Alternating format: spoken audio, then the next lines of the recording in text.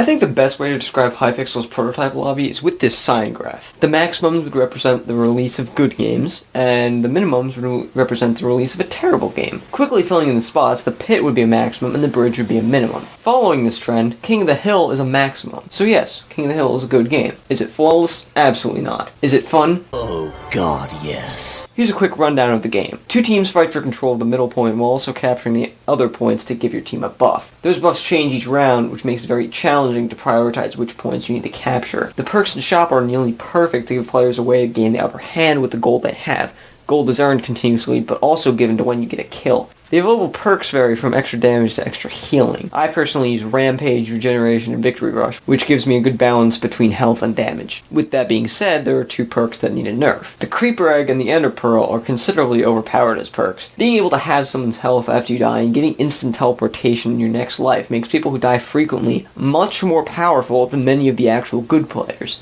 Now imagine having a full team of those Creeper Egg users. Like my man Billy says, this isn't King of the Hill, this is the Middle East. The shop overall is done much better. The items and armor are pretty fair and stable. Leggings and boots cost 60 gold per upgrade, chest plates cost 90, and swords cost 100. Bows really don't matter because people are just moving too fast outside the points to even hit a good amount of shots. You just hate bows because people bow spam. I mean, that's kind of true, but in this game it's very simple to counter bow spams. Speaking of which, the community is actually pretty tame as of right now. Usually newer games have an unreal number of targeters and just straight up toxic people. This game has very few of those. Most of the people that target are terrible and die every time that you chase after you. Just look at this gameplay of me bullying this kid who tries to target me.